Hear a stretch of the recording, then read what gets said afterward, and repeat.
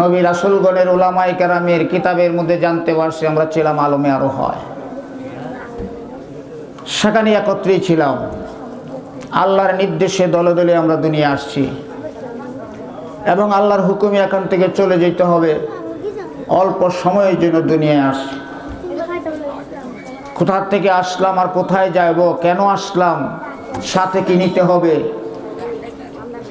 সেটা আমাদের জানার দরকার আছে না নাই? আমি যদি আবাদত না করি, আপনি না করেন, পৃথিবীর একটি মানুষও যদি আবাদত না করে, আল্লাহি কমে যাইব? পৃথিবীর সব মানুষ যদি আল্লাহর কুদরতি কদমের সেজদায় পড়ে থাকে, আল্লাহর সম্মান কি বাইরে যাইব? আল্লাহ কি আমাদের আবাদতের মুহতাজ? আপনার আমার স্বার্থে, আপনার আমার প্রয়োজনেই আমরা আবাদত করব। ভাইয়ের আমার, আমি খুশিতে শুকরিয়াতান আবাহার শুকরিয়া আদায় করছি যে আজকের এই ফোম্বাইল আব্দুল হালিম দারুস সুন্নাহ মাদ্রাসা কয়েক বছর ধরে সভা চলে আসছে। আপনাদের উপস্থিতি, আপনাদের ধৈর্য, আপনাদের আন্তরিকতা, সহযোগিতা সত্যি এটি প্রশংসার যোগ্য রাখি। কোরআনে কারীম থেকে যে আয়াত পড়েছে তার থেকে আমি জানতে পারলাম কি, এই যে আমি বললাম আল্লাহ জান্নাত জাহান্নাম তৈরি করেছেন, যদি আবাদত না করে জাহান্নামে জ্বলতেই হবে। যদি আল্লাহর হুকুম মানে আল্লাহ দয়া করেন তাহলে আমাকে জান্নাত দিয়ে দিবেন। আল্লাহ তাআলা সেই আলোকে দুনিয়ার ইমানদার মুমিন মুসলমানকে ডাক দেয়া বলতেছেন, হ্যাঁ ইমানদারেরা, হে বিশ্বাসীরা,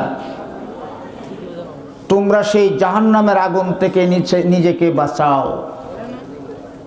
তুমি নিজে জাহান্নামের আগুন থেকে বাঁচো। শুধু তুমি একা বাঁচলেই চলবে না, ও আহলিকুম নারা, তোমার আহালকে, তোমার পরিবার পরিজন, ছেলে মেয়ে, ভাই বেরাদর, বিবি, প্রতিবেশী, আত্মীয়, এদেরকে সেই জাহান্নামের আগুন থেকে বাঁচাইবার চেষ্টা করো। তাদেরকে জাহান্নামের আগুন থেকে বাঁচানো আপনার আমার উপরে ফরজ না, চেষ্টা করা কিন্তু আমাদের উপরে ফরজ। চেষ্টা করতে হবে, আল্লাহ নির্দেশ। আরেকটি কথা হলো, আল্লাহ রাসূল ঘোষণা দিয়েছেন এই যে জান্নাত আল্লাহ বানাইছেন, জাহান্নাম আল্লাহ বানাইছেন, 5 ধরনের মানুষের জন্য জান্নাত অপেক্ষায় আছে। সবাই বলি সুবহানাল্লাহ। সেই 5 দলের অন্তর্ভুক্ত আমরা হইতে রাজি আছি না নাই? আল্লাহ রাসূল বলেন 5 ধরনের মানুষের জন্য জান্নাত অধিক আগ্রহে অপেক্ষা করতেছে। এই দলের মানুষগুলো দুনিয়াতে বিদায় হবে, তার জান্নাতের মেহমান হবে। যেন বলি সুবহানাল্লাহ। আর এক দল মানুষের জন্য জাহান্নাম উৎপাতে বসে আছে। এই মানুষটা মরবে, জাহান্নাম তাকে ঘিরে খাবে। আমরা সেই জাহান্নামের আগুন থেকে বাঁচতে চাই, জান্নাতে চিরশান্তি নিকেতন বেহেশতের মেহমান হইতে চাই। কথা ঠিক না বেঠিক? ভূমিকা একটা কথা আমরা সামনে হাজির করি। আল্লাহ দুনিয়াতে মানুষ সৃষ্টি করেছেন নিজেই পছন্দ করে, মহব্বত করে, ভালোবেসে, সুন্দর আকৃতি দিয়ে, অত্যন্ত সুন্দর করে, এবং সম্মান ইজ্জত আল্লাহ কোরআনে বিভিন্ন জায়গায় বলেছেন, বানাইছেন। সেই আল্লাহ তাআলা বান্দার কাছে কিছু পাওনা, বান্দার কাছে আল্লাহর কিছু হক, এবং বান্দা আল্লাহর কাছে কিছু হক। একজন পিতা তার সন্তানের কাছে কিছু পাওনা, সন্তানের তার পিতা মাতার কাছে কিছু পাওনা, স্বামী তার স্ত্রীর কাছে কিছু পাওনা, স্ত্রী তার স্বামীর কাছে কিছু পাওনা, বড় ভাই ছোট ভাইয়ের কাছে পাওনা, ছোট ভাই বড় ভাইয়ের কাছে পাওনা, প্রতিবেশী প্রতিবেশীর কাছে কিছু পাওনা, এক আত্মীয় আর এক আত্মীয়ের কাছে পাওনা। আপনার বোন বিয়ে দিয়েছেন, ভগ্নিপতি হয়েছে, এরপরে ভাগনা হচ্ছে, ভাগনা ভাগ্নি হচ্ছে, বেওয়াই হচ্ছে, শ্বশুরালয় যেটি আছে, এই পরস্পর আত্মীয়ের একটা অপরের উপর একটা হক আছে না নাই? আল্লাহর কাছে আমাদের কি হক, আর আল্লাহ আমাদের উপরে কি হক রেখেছেন,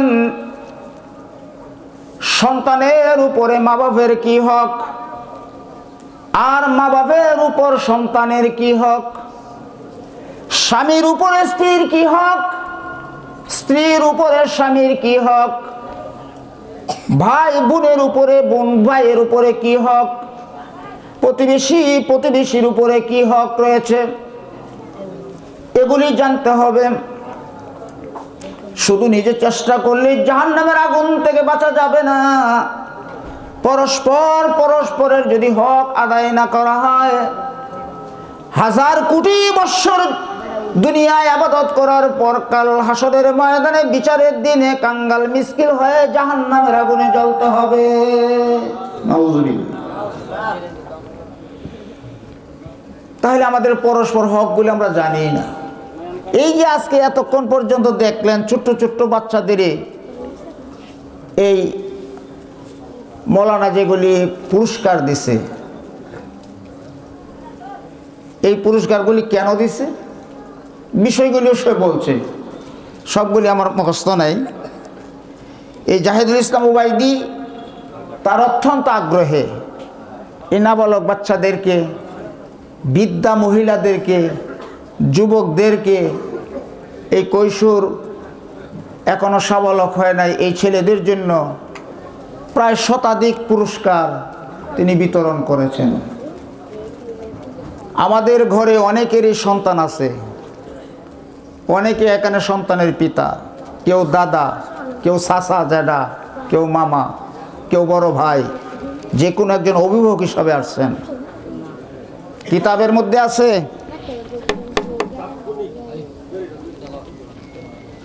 একটা শব্দ করলেন তো ওটাই দাম, কিন্তু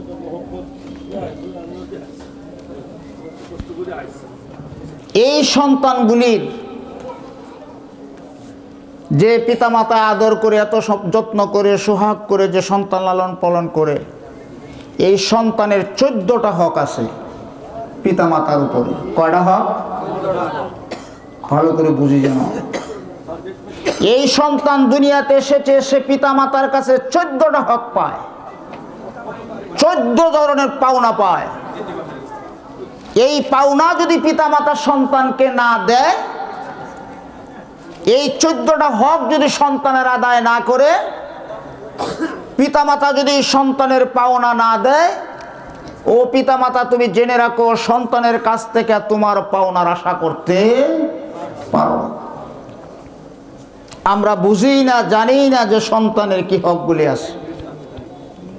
আজকের এই জাহিদুল ইসলাম উবাইদি আপনাদের গ্রামেরই সন্তান, তিনি বারবার চেষ্টা করতেছেন, বুঝাইবার চেষ্টা করতেছেন এই কলিজার টুকরা আদরের সন্তান, চোখের মনি, এইগুলির যে কি পাওনা কি হক আমাদের উপরে আছে, এগুলি বুঝাইবার চেষ্টা করতেছেন। যতক্ষণ পর্যন্ত আমরা বুঝতে না পারবো, ততক্ষণ পর্যন্ত একটা সুসন্তানের, একটা নেক সন্তানের, একটা বাধ্যগত সন্তানের, একটা ভদ্র সন্তানের, একটা আদর্শ সন্তানের আশা করতে পারি নাই। যে পরিবারের মধ্যে যে পিতামাতা তার সন্তানের হকগুলি সঠিকভাবে আদায় করেছে, তার রেজাল্ট 100% পিতামাতা পাইতেছে, পাইবে, এটাই নিয়ম। এটা আমার কথা নয়, আল্লাহ তাআলা কোরআনে কারিমে ঘোষণা দিয়েছেন। যেমন আল্লাহর একটি হক আমাদের উপরে কি, আল্লাহর ইবাদত করা। আল্লাহ কোরআনে বলছেন, ওয়াকাদা রাব্বুকা আল্লা তা'বুদু ইল্লা ইয়্যাহু, শুধুমাত্র আমরা আল্লাহর ইবাদত করব, একমাত্র ফয়সালা হয়েছে এক আল্লাহর ইবাদত করব। তারপরেই আল্লাহ বলেন ওয়াবিল ওয়ালিদাইনি ইহসানা, সেখানে পিতামাতার যে একটি হক আছে, পিতামাতার সাথে সদ্ব্যবহার করতে হবে, কথা বলছে। সেদিকে বিস্তারিত লম্বা বলবো না, আমি অত্যন্ত সংক্ষেপে কথা বলবো। এখানে প্রত্যেকে জ্ঞানী গুণীরা এসে বসছেন। আজকে কয়েকটা বিষয় খুশি হওয়ারই কথা, আবার দুঃখ, অনুতাপ, আফসোস হওয়ার কথা। এই ছোট্ট কচি নাবালক বাচ্চাদের জবান থেকে 30 পারা কোরআন বের হয়, এই একাধিক সূরা বের হয়, 99 সিফতি নাম বের হয়, সেখানে একের পর এক হাদিস বের হয়। অথচ আমাদের জবান থেকে, অথবা আমরা উপযুক্ত বয়স্ক হওয়ার পরেও আমরা পড়তে পারি না, একটু আফসোস অনুতাপ আসার দরকার আছে না নাই? এজন্যই আল্লাহর নবী বিশ্ব নবী মুহাম্মদুর রাসূলুল্লাহ সাল্লাল্লাহু আলাইহি সাল্লাম ঘোষণা দেন, ও আমার উম্মতেরা শোনো, তোমাদের 5 ধরনের মানুষের জন্য আল্লাহর জান্নাত অপেক্ষায় আছে। যিনি কোন সুবহানাল্লাহ। 1 নম্বর দলের কথা প্রথমেই বলে নেই। আল্লাহর নবী বলেন 1 নম্বর দল হলো সেই দল জান্নাত অপেক্ষায় আছে, সেই দল হলো তালিল কোরআন। যিনি কোন সুবহানাল্লাহ। সেই দল হলো কোরআন তেলাওয়াতকারী, যে কোরআন তেলাওয়াত করে বুঝে হোক না বুঝে হোক তাসবিহ সহকারে শুদ্ধ করে আল্লাহর কালামকে তেলাওয়াত করে মহব্বত করে বুকে জড়ায়, চুমুকায়, সে অত্যন্ত ভালোবাসে। যাদের সামর্থ্য মতো সে কোরআনের উপরে জীবন চালায়, নিয়মিত সে কোরআন তেলাওয়াত করে। যে ঘরের ভিতরে সকালে তেলাওয়াত, যে ঘরের ভিতরে বিকালে তেলাওয়াত, যে ঘরের ভিতরে 5 ওয়াক্ত তেলাওয়াত চলে। আজকে যে বয়স্ক মহিলারা এখানে কোরআন তেলাওয়াত করেছে, এই মাওলানা জাহিদুল ইসলাম ওবাইদী, কি তার স্বপ্ন? অন্য প্রতিষ্ঠানে তো এই স্বপ্ন দেখি নাই। আজকের এই ফুম্বাইল গ্রামের ভিতরে স্বামী নাই, বিধবা, সন্তান নাই, একা উপার্জন করার মতো মার কেউ নাই, ভাই নাই অথবা স্বামী নাই, এমন ধরনের বিধবা অসহায় মহিলারা ওই মাদ্রাসায় এসে কারি সাহেবের কাছে কোরআন শরীফ তেলাওয়াত করেছে, কোরআন পাঠ করেছে, তার অনুযায়ী তাকে পুরস্কার দেওয়া হয়েছে। আমি মুসলমান ভাইদেরকে অনুরোধ করব, 1000 কোটি বছর তুমি ইবাদত করো না কেন, যতই ইবাদত করো না কেন, হাদিসের মধ্যে আছে কত ধরনের নামাজি, কত ধরনের রোজাদার, কত ধরনের হাজি সাহেব, কত ধরনের যাকাত দেনেওয়ালা, কত ধরনের সেই জিকির তসবিহ করনেওয়ালা, বিভিন্ন ইবাদতে লিপ্ত, কিন্তু হাসরের ময়দানে সে এক কঠিন বিপদের সম্মুখীন হয়ে যাবে, কাঙ্গাল মিসকিন হয়ে যাবে, সব আমল বাদ হয়ে যাবে, তার জাহান্নামের আগুনে তার জ্বলতে হবে। তাই আসুন, আমি পরস্পর যে কতগুলি হকের কথা বলেছি এইগুলি সামনে আগাই। আমি এই মা বোনদেরকে প্রথম ধন্যবাদ জানাই। বিদ্যা বয়সে যেখানে নাকি হাদিসের মধ্যে এসেছেন এই ছোট্ট বাচ্চাদেরকে ইলম শিক্ষা দেওয়া, ইলমু ফিস সিগারে কাশাদরে ফিল নকশে, অর্থাৎ আল্লাহ রাসূল বলেন ছোট্ট বাচ্চাদেরকে ইলম হাসিল করা, ইলম শিক্ষা দেওয়া। পাথরের ভিতরে খোদাই করা নাম লেখলে যেমন পাথরের নাম লেখা মুছে না, ছোট্ট বাচ্চারা যদি একবার তার ভিতরে কোরআন ঢুকিয়ে দেওয়া হয়, 80 বছর 100 বছর যদি বেঁচে থাকে, মরণের আগ পর্যন্ত তার কলব থেকে কোরআন বের হয়ে যায় না। সুবহানাল্লাহ। আল কিতাবাতু আলাল মাম। আর একটা মানুষ যদি বয়স্ক হইয়া কোনো ইলম হাসিল করতে যায়, কোনো ইলম জ্ঞান আহরণ করতে যায়, কিতাবের মধ্যে আসছে আঙ্গুল দিয়ে পানিতে লেখলে এই পানির লেখা যেমন পড়া সম্ভব না, পিছনে সেটা মুছে যায়, যে লেখে সেও পড়তে পারে না। বৃদ্ধ বয়সে ইলম হাসিল করা এতই কঠিন, পানির মধ্যে আঙ্গুল দিয়ে লেখাটা যেমন অস্পষ্ট, তা বোঝা যায় না। কিন্তু আজকে আশ্চর্যের বিষয়, এই জাহিদুল ইসলাম ওবাইদী বৃদ্ধা মহিলাদের হাতে কোরআন কিভাবে উঠায় দিল, কিভাবে তারা শিখলো, তাদের এই যে চোখের পাওয়ার, শিক্ষার আগ্রহ, এই জন্য আমি মা বোনদেরকে ধন্যবাদ জানাই। কারণ একটি কথা, আল্লাহ 2 ধরনের 2 জাতিতে মানুষকে সৃষ্টি করেছেন। আমি এতই খুশি এই জন্য, মহিদালকে ধন্যবাদ দিচ্ছি এই জন্য, এবং এই প্রসঙ্গেই প্রথমে কথা বলবো। আল্লাহ 2 জাতিতে মানুষকে সৃষ্টি করেছেন, একটি হলো নারী জাতি, আর একটা হলো পুরুষ জাতি। কিভাবে সৃষ্টি করেছেন আয়াতে লম্বা ব্যাখ্যা, তাফসিরে যাব না। সূরাতুন নিসা প্রথমে আল্লাহ জানিয়ে দিয়েছেন, ইয়া আইয়ুহান নাসুত্তাকু, হে দুনিয়ার মানুষ তোমরা ভয় করো, তোমাদেরকে যে এক আত্মার থেকে সৃষ্টি করেছেন। ইয়া আইয়ুহান নাসুত্তাকু রাব্বাকুমুল্লাযী খালাকাকুম মিন নাফসিন ওয়াহিদা ওয়া খালাকা মিনহা যাওজাহা ওয়া বাসসা মিনহুমা রিজালান কাসীরান ওয়া নিসা। কাজে একটা আত্মার থেকে আল্লাহ হাওয়া আদম আলাইহিস সালাম থেকে সারা পৃথিবীর মানুষকে বাসসা মিনহুমা রিজালান কাসীরা ওয়া নিসা অসংখ্য মানুষ পৃথিবীতে আল্লাহ ছড়ায় দিয়েছেন, বানাইছেন। এই আয়াতের মধ্যে হাকিমুল উম্মাত মুজাদ্দিদ মিল্লাত হযরত আশরাফ আলী তানভী রাহমাতুল্লাহ আলাই মানুষ সৃষ্টির আল্লাহর 3টা ক্ষুদ্রত প্রকাশ করেছেন। তফসিরে আসছে যেটা, যে মা বাপ ছাড়া আল্লাহ বানানোর ক্ষমতা দেখাইছেন এবং বাপ ছাড়া দেখাইছেন, মা ছাড়াও দেখাইছেন। সেদিকে আমি আলোচনা নিচ্ছি না। 2 জাতিতে আল্লাহ সৃষ্টি করেছেন। এই 2 জাতির মধ্যে আল্লাহ রাসূল একখান হাদিস বলেছেন যেটা পুরুষের ব্যাপারে বলে নাই। আমরা কিন্তু এই ব্যাপারে মনক্ষুণ্ণ হয়ে যাই। আর একটা ঘরকে বেহেশতি ঘর, বেহেশতি পরিবেশ, জান্নাতি ঘর, শান্তির ঘর, আরামের ঘর তৈরি করতে হলে প্রথম কি করতে হবে, এখানে আমার মূল কথা থাকবে। আল্লাহ নারী জাতিকেও সৃষ্টি করেছেন একটা যোগ্যতা দিয়া, পুরুষ জাতিকেও সৃষ্টি করেছেন একটা যোগ্যতা দিয়া। নারীরা পুরুষ করতে পারে না, পুরুষ নারীরাও করতে পারে না। তবে আল্লাহ রাসূল বলেন দুনিয়ার যত আল্লাহ সৃষ্টি করেছেন সব উপকারী বস্তু। তার মধ্যে আদ-দুনিয়া কুল্লুহা মাতাউন খায়রু মাতাউদ দুনিয়া আল মারাতুস সালিহা। পৃথিবীর সমস্ত বস্তু মানুষের উপকারের জন্য আল্লাহ বানাইছেন, কিন্তু এর ভিতরে সবচেয়ে উত্তম, সবচেয়ে উপকারী, সবচেয়ে ভালো হলো একজন নেককার, একজন পরহেজগার খোদাবীর নারী। জুড়ে কই সুবহানাল্লাহ। যে ঘরের ভিতরে একজন নেককার মহিলা, একজন পরহেজগার মহিলা, একজন পর্দানিসীন মহিলা, একজন স্বামীভক্ত মহিলা, একজন তালাওয়াতকারিনী মহিলা, একজন আল্লাহওয়ালা পরহেজগার মহিলা যে ঘরে আছে, আল্লাহ তাআলা তার ঘরের ভিতরে পৃথিবীর সবচেয়ে উত্তম জিনিস আল্লাহ ঢুকাইয়া দিছে। যে ঘরের মহিলাদের হাতে কোরআন আছে, যে ঘরের মহিলাদের কপালে সাজদা আছে, যে ঘরের মহিলারা তার দেহ থেকে মাথার থেকে পা পর্যন্ত পর্দায় লুকায় রাখে, যে ঘরের মহিলাদের জবান ঠিক আছে, যে ঘরের মহিলাদের চরিত্র ঠিক আছে, যে ঘরের মহিলাদের সতীত্ব ঠিক আছে, যে ঘরের মহিলাদের সীমার ভিতরে থেকে জীবন যাপন করে, আল্লাহ রাসূল ঘোষণা দিয়েছেন এই ঘর থেকে আব্দুল কাদের জিলানীর মতো আল্লাহওয়ালা সন্তান দুনিয়াতে আসবে।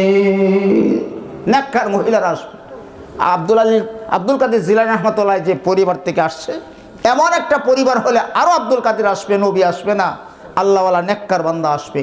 এই জন্য আল্লাহ রাসূল বলেন পৃথিবীর সবচেয়ে উত্তম জিনিস হইল একজন নেককার মহিলা। আর পৃথিবীর মধ্যে সবচেয়ে নিকৃষ্ট হলো, রাসূল বলেন মা তারাকতু বাদি ফিতনাতান আদাররা রিজালে মিনান নিসা। ও আমার উম্মতরা শোনো, আমি দুনিয়াতে বিদায় হয়ে যাইম, যত ফিতনা, যত মুসিবত, যত ঝগড়া, যত ফিতনা ফাসাদ, যত ধরনের যত ফাসাদ থাকবে, তোর মধ্যে সবচেয়ে বড় ফাসাদ হবে নারী সমাজ। আমি সামনে ব্যাখ্যা দিব বর্তমান সমাজের অবস্থা। বনি ইসরাইলের সেদিন নারী জাতির কেলেঙ্কারিতে, নারীদের ফিতনা ফাসাদে ধ্বংস হয়েছে। আজ বিশ্বজুড়ে মুসলমানদের অথবা বিশ্ব মানবের পতনের একমাত্র কারণ নারী সমাজ আজকে পদধূলিত, লাঞ্ছিত, পথভ্রষ্ট, লাঞ্ছিত। কারণ আল্লাহ রাসূল বলেন এমন সময় আমার উম্মতের সামনে আসতেছে যত ধরনের ফিতনা থাকবে সবচেয়ে বড় ফিতনা হবে নারীর ফিতনা। আল্লাহ তাআলা সেই ফিতনার থেকে আমাদের সকলকে রক্ষা করুন, সকল বলেন আমিন। ভাইরা আমার, হযরতে হাজিরিন, অনেকেই আমরা মনে করি যেটা নবীর কথাকে অস্বীকার করি, আল্লাহর সিদ্ধান্তকে অস্বীকার করে বসি। যদি কারো ঘরের ভিতরে আজকে বৃদ্ধা মহিলা কোরআন তেলাওয়াত করে পুরস্কার নিয়ে যায়, তার ছেলে নেয়, তার ভাই নেয়, স্বামী নাই, বিধবারটা সন্তান নেয়, বোনেরটা ভাই নেয়, অত্যন্ত আনন্দের বিষয়, আমি খুশিতে আত্মহারাম। ভাইয়েরা আমার, এই কোরআন শরীফ যে তেলাওয়াত করেছে, যে মেয়েটার হাতে উঠেছে, রাসূল বলেন যে ঘরের ভিতরে প্রথম একটা মেয়ে সন্তান হয়, যে ঘরের ভিতরে 2টা সন্তান হয়, যে ঘরের ভিতরে 3টা সন্তান হয়, এই ঘরের ভিতরে আল্লাহর রহমত ঘরে ঢুকায়া দেয়। শুধু তাই নয়, এই মেয়ে হলো জাহান্নামের আগুন থেকে বাঁচার অন্তরায়। যে ঘরে পরপর মেয়ে আসেন সেই ঘরে আল্লাহর রহমত আসে, জাহান্নামের আগুন থেকে বাঁচার অন্তরায় হয়ে যায়। সেই সন্তানের মা বাপ, আজকের এই মহিলা, একটা মেয়ে যদি কোরআনে কারিমে তেলাওয়াত করে পরহেজগার হয়, দিনদার হয়, সে হইল মা বাপের মন খারাপ করলো না। কোনো মেয়ে হইলে, আমার যুবক ভাইদেরকে অনুরোধ করব, প্রথম বিয়ে করেছো, প্রথম মেয়ে হয়েছে, মেয়ে হইলে যদি তোমার মনটা খারাপ হয়ে যায়, আল্লাহর সিদ্ধান্তকে তুমি অস্বীকার করলাম, তোমার কিন্তু ঈমানটা দুর্বল হয়ে যাবে। তুমি যদি খুশি হও, তারে যদি আজকের এই কোরআন শরীফ পড়াইয়া দিন শিখাইয়া উপযুক্ত একটা ছেলের হাতে যদি বিয়ে দিতে পারো, রাসূল বলেন এই মেয়ের পিতা মাতা আমি রাসূল একসাথে জান্নাতের মেহমান হয়ে যাব। সুবহানাল্লাহ। আমি প্রথমেই অনুরোধ করব প্রত্যেকের ঘরে ঘরে, আজকে আমার সমাজের ভিতরে আমি লক্ষ্য করে দেখতেছি, আমি একজন ইমাম হিসাবে, আলেম হিসাবে, ওয়াজ হিসাবে, যেটা আমি ভালো করে আমি পর্যবেক্ষণ করে দেখতেছি, আজকে আমাদের ঘরে ঘরে বড় বড় টেলিভিশন ছিল, চলে গিয়েছে। সিনেমাগুলি খুব জাঁকজমক ছিল, তাও চল হয়ে গেছে।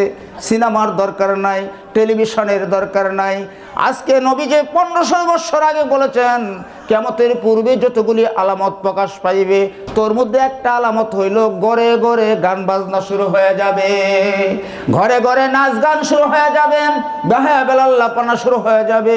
আমি দেখি তখন ঘরে ঘরে নয়, ঘর হইল তো এক বাড়িতে একটা ঘর, এই ঘরের ভিতরে 5 জন সদস্য, 10 জন সদস্য, আবার 10 জন সদস্যর সাথে 10টা গানের যন্ত্র। এখন বলা যায় ঘরে ঘরে গান বাজনা নয়, পকেটে পকেটে গান বাজনা চলতেছে। এটা হলো কিয়ামতের একটা বড় এখন আলামত। তাই আমি প্রথমে অনুরোধ করব, সকলকে বিনয়ের সাথে অনুরোধ করব, প্রত্যেকের ঘরের দিকে লক্ষ্য করুন, ঘরের দিকে লক্ষ্য করুন। আল্লাহর নবী বলেন 1 নম্বর দল হইল তালিউল কোরআন, যে ঘরের ভিতরে সকাল বিকাল কোরআন তেলাওয়াত হয়, কোরআনের আওয়াজ বের হয়, যেখানে মার হাতে কোরআন, ছেলের হাতেও কোরআন, মেয়ের হাতেও কোরআন, স্বামীর হাতেও কোরআন, ভাইয়ের হাতেও কোরআন, যে ঘরে কোরআন তেলাওয়াত হয়, সকাল সন্ধ্যায় তেলাওয়াত করা হয়, এই ঘর কখনো শয়তান ঢুকতে পারে না, এই ঘর আল্লাহর রহমতের ফেরেশতায় ভরপুর হয়ে যায়। আমি অনেক জায়গায় অনুরোধ করি, দুর্ঘটনা, অঘটন, অশান্তি, বিভিন্ন ধরনের মূল কারণ হচ্ছে আমার যুবক ভাইয়েরা মন খারাপ করো না। যুবতীরা যারা আছো পর্দার অন্তরালে, তোমাদেরকে আমি অনুরোধ করে বলে যাই, তোমরা ইবাদত কম করো, বেশি করো। তোমাদের হাত থেকে এই যন্ত্রটা এখন সরায়া ফেলো। আর প্রয়োজন নাই, অনলাইনের দরকার নাই, নেটের দরকার নাই, বিশ্বের কবরের দরকার নাই। চরিত্রগুলিকে ধ্বংস করার জন্য আজ এমন যন্ত্র আমার ঘরে ঘরে ঢুকেছে, পকেটে পকেটে ঢুকেছে। দুর্ঘটনার মূল চাবিকাঠি যেটা হচ্ছে, এই জন্য এইগুলিকে সরান, কোরআন হাতে তুলে দেন, বিবির হাতে কোরআন দেন, মেয়ের হাতে কোরআন দেন। এই টাচ মোবাইলটা সরাইয়া ফেলেন, মেয়েটাকে কোরআন হাতে তুলে দেন, বিবির হাতে কোরআন দেন, ছেলের হাতে কোরআন দেন, নিজের হাতে কোরআন উঠান, তেলাওয়াত শুরু করে দেন। ঘরের ভিতরে তেলাওয়াত নাই। আল্লাহর নবী বলেন, যে মানুষটা আমার উম্মত, আমার উম্মত, উম্মত হওয়ার পর লাইসাফি জাউফি শাইয়ুম মিনাল কোরআন কাল বাইতিল খারিব, আমার উম্মত হয়েছে কিন্তু কোরআনের কিছু অংশ নাই, আলিফ বা তাওসা জানে না, একটা সূরাও জানে না, সূরা ইখলাসও পড়তে পারে না, সূরা ফাতিহা পড়তে পারে না, কোরআন শরীফে কালা অক্ষর চিনে না, কোরআন একটা কিতাব সেটা কোনোদিন হাতে নিতে পারলো না। রাসূল বলেন, এর মতো হতভাগা, এর মতো বদনসিব, একটা ফুতলার যেমন দাম নাই, মূর্তির যেমন দাম নাই, আমার এই উম্মত যার ভিতরে কোরআন নাই, এর কোনো দাম নাই। তাই আসুন, আজকের এই আব্দুল হালিম মাদ্রাসা, দারুস সুন্নাহ মাদ্রাসায় ছোট্ট আকারে মাদ্রাসা হতে পারেন। এই কোনায় কোনায় যেমন নাকি সাগরের তৈয়ার হয়ে যায়, কোনায় কোনায় বৃষ্টিতে সাগর হয়, কোনায় কোনায় বালু, কোনায় পাহাড় তৈরি হয়ে যায়। আজকের এই ছোট্ট ছোট্ট কচি বাচ্চাদের হাতে পুরস্কার দিয়েছে, আপনি অবহেলা করতে পারেন এটা কয় দামের, কয় টাকা দামের এই পুরস্কার? না না, এটা কোটি কোটি টাকা দামের পুরস্কার। আজকে কয়েকটা বিষয় এখানে হাজির, যে মা বোনের আজকে পুরস্কার নিয়েছো, মা গো মা, তোমার অনুরোধ করতেছি, পুরস্কার দিয়েছে, তেলাওয়াত শিখেছো, তোমাকে আমি পা ধরে অনুরোধ করি, সকালে একবার কোরআনটা হাতে নিবা, সন্ধ্যায় একবার কোরআন হাতে নিবা, শোয়ার সময় আয়াতুল কুরসি পড়বা, সালাম ফিরায়া তুমি আয়াতুল কুরসি পড়বা। এইভাবে যদি জীবনটা চালাইতে পারো, তোর মরতে দেরি হবে, জান্নাতে ঢুকতে দেরি হবে না। এরপরের কথা, সন্তানের 14টা হকের ভিতরে সর্বপ্রথম হক হইল মা নির্বাচন করা। এ যুবক ভাইরা, বিয়ে করবা, অনুরোধ করে যায়, যদি একটি সুসন্তানের পিতা হতে চাও, ভদ্র সন্তানের পিতা হতে চাও, যদি একটা তোমার সুনাম চড়াইতে চাও, ভালো সন্তানের আশা করো, নেককার সন্তানের যদি আশা করো, টেলিভিশনের লোভে, মোটর সাইকেলের লোভে, প্রাইভেট কারের লোভে, একটা তোমার সেই সুন্দর বাসা বাড়ির লোভে, দুনিয়ার কোনো লোভে পরে তুমি সাবধান, কোনো বিয়ায় তুমি রাজি হইও না। চারটা জিনিসকে প্রাধান্য দিবাম। একটা দিনদারি, মাল হাসান বংশ সব যদি নাও থাকে, দিনদারি যদি তারে থাকে, তাহলে সর্বপ্রথম নির্বাচন করলাম, তার মাধ্যমে পৃথিবীতে সন্তান আসবে। তুমি তারে বিয়ে করতেছো, প্রথমে যদি যৌতুক নাও, একটা মোটর সাইকেল, যৌতুক নিলা একটা টেলিভিশন, যৌতুক নিলা 1 কোটি টাকা, যৌতুক একটা ফ্ল্যাট বাড়ি নিলা, অথবা তুমি চাকরির বিনিময়ে তুমি কত লক্ষ টাকা নিলাম, এরপরে বিয়ে করলা, তোমার প্রথম গুছিটাই নষ্ট হয়েছে, ভিত্তি ফাউন্ডেশন নষ্ট হয়ে গেছে। তোমার জীবনে কোনো দিন তুমি একটা সুসন্তানের আশা করতে পারো না, তোমার ভিত্তি নষ্ট হয়ে গেছে। আমি অনুরোধ করব, 14টা সেই অধিকারের ভিতরে সর্বপ্রথম অধিকার হচ্ছে একটা দিনদার, নেককার, কোরআন তেলাওয়াতকারিনী, নামাজি, পর্দানিসীন এমন একটা মেয়ে তুমি বিয়ে করো। সাবধান, যৌতুক নিও না, শ্বশুর বাড়ির একটা সুতাও তুমি আনবা না। তুমি প্রতিজ্ঞা করবা, আমি পুরুষ, আমাকে আল্লাহ যোগ্যতা দিয়েছে, আর রিজালু কাওয়ামুনা আলান নিসা, আমার অধীনে মেয়েরা দিয়েছে, আমি তাদের কর্তৃত্ব করব, আমি বিয়ে করব, স্ত্রীকে আমি লালন পালন করব, শ্বশুর একটি পয়সাও আমি আনবো না, যৌতুক আমি নিব না। যৌতুক খাওয়া এমন হারাম, শুয়োর খাওয়া যেমন হারাম, যৌতুক খাওয়া এমন হারাম, নাপাক খাওয়া যেমন হারাম, সেই নাপাক আমি খাইব না। যে যুবক বিয়ের সময় যৌতুকের লোভ ছাইরা দেয়া, শ্বশুর বাড়ির কিছুই সে চাইল না, বিনা স্বার্থে এমন একটা মেয়েকে গ্রহণ করলো, যে মেয়েটা লক্ষ্য হাদিসের মধ্যে আছে, দেখো তার মেয়েটার মা পর্দা করে কিনা, মেয়েটা মা কোরআন তেলাওয়াত করে কিনা, মেয়েটার মা সে স্বামীর অনুগত কিনা, মেয়েটার মাকে তুমি, অর্থাৎ মাতুল গোষ্ঠী আমার মুরব্বীর আগে দেখতাম, এখন মাতুল গোষ্ঠীর চিন্তা নাই। রাসূল বলেছেন, আগে চিন্তা করো মেয়েটার মা কেমন, মার চরিত্র কেমন, মার তার সতীত্ব আছে কিনা, তার পর্দা আছে কিনা, কোরআন তেলাওয়াত আছে কিনা, এগুলি যদি থাকে, আর মেয়েটার ভিতরে থাকে একটি পয়সার দরকার নাই, এমন একটা মেয়ে যদি ঘরে আনতে পারো, এরপরে নবীর সুন্নত অনুযায়ী দোয়া কালাম সহ যদি তোমাদের সহবাস মিলন হয়ে যায়, আল্লাহ তাআলা এমন স্বামী স্ত্রীর ঘরের ভিতরে আব্দুল কাদের জিলানীর মতো সন্তান দান করবে। জোরে কই সুবহানাল্লাহ। আমার মা বোনদেরকে আরেকটু অনুরোধ করব, এমন সুন্দর সন্তানের যদি আশা করো, নেককার পরহেজগার সন্তানের যদি আশা করো, চাবিটা কিন্তু তোমার হাতে, ফ্যাক্টরিটা কিন্তু তুমি কিন্তু আসল, তুমি কিন্তু আসলেরা ফসল। কারণটা আমি বলে দেই, আজকে সন্তান নষ্ট হওয়ার, প্রজন্ম নষ্ট হওয়ার একমাত্র দায়ী কারণ হচ্ছে নারীরা। আল্লাহ রাসূল স্পষ্ট ভাষায় বলছেন, এইটা একটা ফ্যাক্টরি, সোনার খনি, সোনার খনির থেকে যেমন সোনা বের হয়, ফ্যাক্টরির থেকে যেমন মাল উৎপন্ন হয়, যেমন নাকি একটা ফ্যাক্টরির থেকে ভালো ভালো জিনিস আসে, ফ্যাক্টরি যদি নষ্ট হয়ে যায় আর সোনার খনি যদি নষ্ট হয়ে যায়, তাহলে তার থেকে যেমন উৎপন্ন ফসল ভালো হয় না। আল্লাহর নবী বলেন, এই ফ্যাক্টরিটা যেন নষ্ট না হয়, এই সোনার খনি যেন নষ্ট না হয়, দূষিত আবহাওয়ায় দূষিত না হয়, বিষাক্ত আবহাওয়ায় যেন নষ্ট না হয়, যুবকের বিষাক্ত চুয়ায় দৃষ্টিতে যেন নষ্ট না হয়। এই জন্য আল্লাহ কোরআন এক বিধান দিয়েছেন। ও আমার মা বোনেরা শুনো, ওয়াজ আবাদতের আমি পরে বলবো, কয়েকটা কথা মূল শক্ত করে বলে যাচ্ছি। আল্লাহর নবী ঘোষণা দিয়েছেন, ও মা বোনেরা শুনো, তুমি দুনিয়াতে হইলে আসল, আল্লাহর নবী একসাথে পরিষ্কার ভাষায় তিনি বলেছেন, কোরআনে কারিমের ভিতরে আল্লাহ জানায়, এই ফ্যাক্টরিটা নষ্ট না হওয়ার কারণে একটা ব্যবস্থা করা হয়েছে, ওয়াকারনা ফি বুয়ুতিকুন্না ওয়ালা তাবাররাজনা তাবাররুজাল জাহিলিয়াতিল উলা। মা বোনেরা আজকে আলেম সমাজকে দোষারোপ করেন, তারা আজকে নারীকে 4 দেওয়ালের ভিতরে বন্দি করিয়া এদেরকে বন্দি দশায় রাখতে চায়, গৃহবন্দী করে রাখতে চায়, বাইর হইতে দেয় না, স্বাধীনতা দিবে না। না, ভুল বুঝো না, এই ভুল বোঝার কারণেই কিন্তু সমাজ আজকে রসাতলে যাচ্ছে। কাজে আজকে তুমি যদি কি করো, তোমার মাথার থেকে পা পর্যন্ত সতীত্ব ঢুকাও, তুমি যখন দুনিয়াতে সুসন্তান আশা করবা, কয়েকটা জিনিস লক্ষ্য করবা। মার সন্তানে যখন এমন ছোট্ট ছোট্ট সন্তান আসে, তখন মার কথা, মার খাবার, মার চিন্তাধারা, মার মানসিকতা সব কিছু সন্তানের উপরে প্রভাব পড়ে, সব কিছু সন্তানের উপরে প্রভাব পড়ে। তাই নবী বলেছেন 2 নম্বরে জেনে রাখো তোমার আরেকটা কাজের, শুধু নারীর জন্য না পুরুষের জন্যও। 2 নম্বর হচ্ছে হাফিজুল লিসান। ভাই এই কথাটা অত্যন্ত মনোযোগ দিয়ে আমরা যেন শুনি। হাজার ইবাদত আছে, হাইরে যদি শুরু হয় আমার লাগাম নাই, লাগামহীন কথা বলতেছি, মঞ্চে বৈশা বলতেছি, হাইরে জনসভায় বলতেছি, পথে ঘাটে বলতেছি, রাস্তাঘাটে বলতেছি, স্বামী স্ত্রী ভাই বেরাদর মিলে বলতেছি। আল্লাহর নবী বলেন জান্নাত তোমার অপেক্ষায় আছে, তবে একটা গুণ তোমার থাকতে হবে, হাফিজুল লিসান, জবানকে তোমার হেফাজত করতে হবে।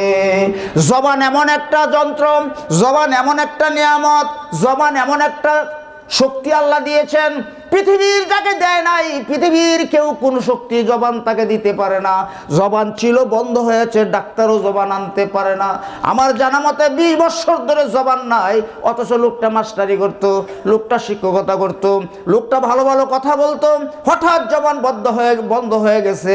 10 বছরেও তার জবান খুললো না। আমার একজন আত্মীয় মহিলার ব্যাপারেও 10টি বছরেও তার জবান খুলে নাই। আল্লাহ জবান এমন একটা শক্তি যন্ত্র নিয়ামত দিয়েছে, আল্লাহ করে নিয়ামতের খেয়ানত করিস না। আমি জবান যদি বন্ধ করে দেই, এই জবান বাকশক্তি দেওয়ার শক্তিকারও নাই, আর আমি যদি দিয়ে দেই কেউ ফিরাইতে পারে না। আল্লাহ এমন একটা জবান আমাদেরকে দিয়েছেন, তাই রাসূল বলেন হাফিজুল লিসান, জবানটাকে হেফাজত করে চলো। জবান যদি নষ্ট হয়ে যায়, জবান যদি নষ্ট হয়ে যায়, সব তোমার নষ্ট হয়ে যাবে। আল্লাহর নবীর কাছে এক সাহাবী আসলেন, দৌড়ে এসে বলতেছেন ইয়া রাসূলুল্লাহ মা খাফু মা তাখাফু আলাইয়া রাসূলুল্লাহ, হুজুর গো আমি যে দুনিয়াতে চলাফেরা করব, আমার শত্রু কেলা, কাকে আমি বেশি ভয় করব, কারে আমি ভয় করব, আমার শত্রুটা কেলাম। আল্লাহর নবী নিজ তার হাত মুবারক দিয়াম জিহ্বা মুবারকটা ধরে একটু টান দিছে, ডান দেখ কয় ও সাহাবী শোনো, হাজা তোমার জীবনে তোমার জিহ্বা জবান হইল পৃথিবীর সবচেয়ে বড় দুশমন।